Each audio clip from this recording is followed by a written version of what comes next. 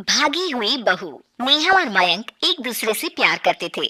दोनों के परिवार शादी के खिलाफ थे, तो दोनों ने भागकर शादी करने का फैसला किया और फिर दोनों ने कोर्ट में शादी कर ली। माँ, मैंने नेहा से शादी कर ली है। शादी कर ली है? कहाँ? कैसे? हमने तो देखी नहीं शादी। अब माँ, हम लोगों ने भाग कर शादी की है। अच्छा जी, तो ये लड़की घर से भागी हुई है और अब मेरे घर की बहू बनेगी। अरे ना जी ना, मैं ऐसी लड़की को कभी अपने घर की बहू ना बनाऊं जो भाग कर शादी करती है। अरे मोहल्ले आसपास सब जगह इज्जत है हमारी। माँ, अगर मैं भागी तो मयंक के लिए भागी ना, और मयंक और मैं स्कूल के समय से प्यार करते हैं, इसमें गलत क्या है? तभी नेहा को ढूंढते उसके मम्मी पापा भी वहां आ जाते हैं। दोनों के गले में वरमाला देखकर नेहा की माँ बोल पड़ती है, हे भगवान, ये क्या हो गया? वो जोर जोर से रोने लगती है। नेहा, तेरे लिए हमने इतना अच्छा रिश्ता पक्का किया था। मयंक में क्या है? अरे ना तो कमाता है, ऊपर से नशा भी करता है। अरे क्यों शादी की तूने इससे? तू तो हमारी इकलौती बेटी है बेटा।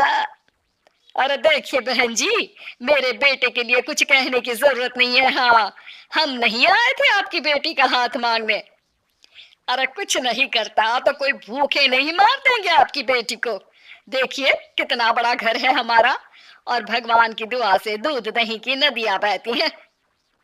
जैसे तैसे कर लोगों के सामने अरेंज्ड मैरिज दिखा घर वाले दोनों की शादी की पार्टी भी दे देते हैं। पार्टी में बुआ सास, अरे भाग कर शादी कर ली थी दोनों ने। लड़की को देखो, शक्ल से तो चालाक लग रही है। क्या? अरे पर रीटा बहन तो बोल रही थी कि दोनों की अरेंज्ड मैरिज है। तभी चाची कहती है, अरेंज्ड? अरे रीटा, अरेंज्ड करती तो कैसे इतने बड़े घर की लड़की लाती? लड़के में है क्या? अरे सिर्फ दिखता अच्छा है ना, पर ना कमाता ना धमाता, उल्टा नशा अलग से करता है। अरे पता नहीं भागी हुई लड़कियां किसी घर में टिकती भी है कि नहीं। दिन बीतते जाते हैं। एक दिन, अरे रीटा, हम लोगों को 2 दिनों के लिए पंजाब जाना पड़ेगा। मेरी बहन यानी कि तुम्हारी ननद की बेटी की शादी जो है।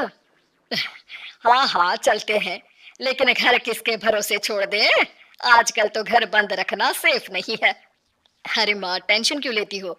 मैं और नेहा तो घर पर ही रहेंगे ना।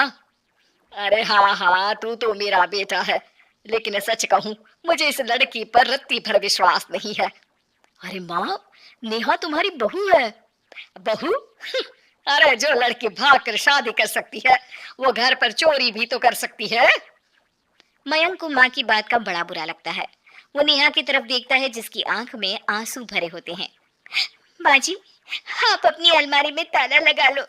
हाँ हाँ, तो वो तो लगा ही दूंगी, लेकिन कहीं तो घर का बाकी का सामान भी। अरे भाई, भागी हुई लड़की का क्या भरोसा।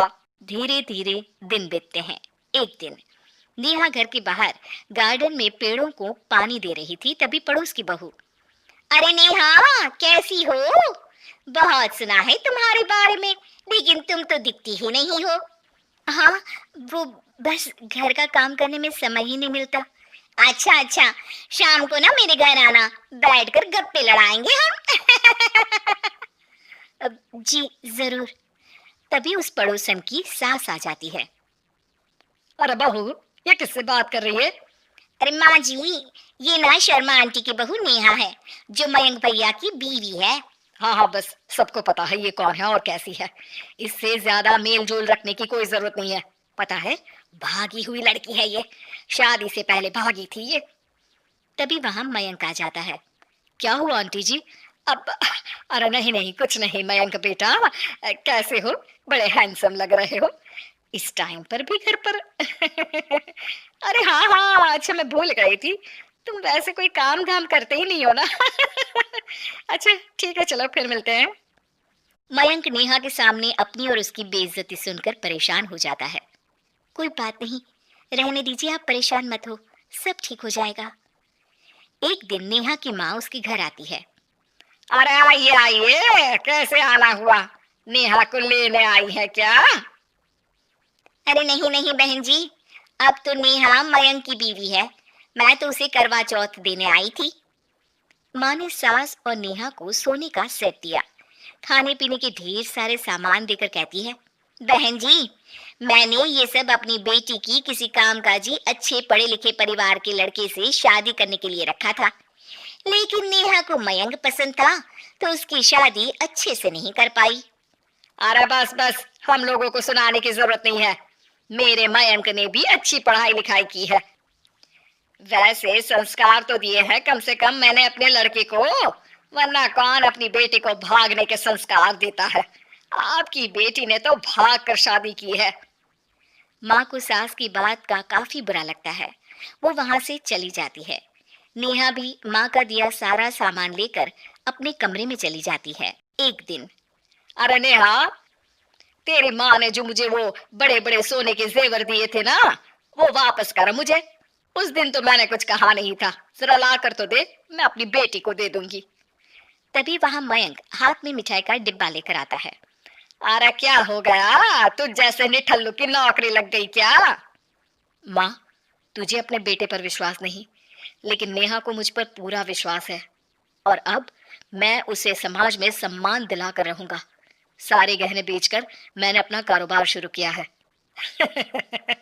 अरे वाह वाह वाह वाह, भागी हुई लड़की का भी कोई सम्मान करता है क्या?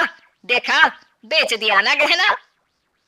शाम को करवा चौथ की पूजा में सारे अड़ोस पड़ोस के साथ कई औरतें पार्क में पूजा कर रही होती है कि नेहा भी वहां आ जाती है।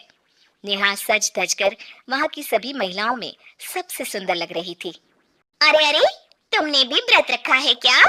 किसके लिए? जिसके साथ भाग कर आई हो उसके लिए।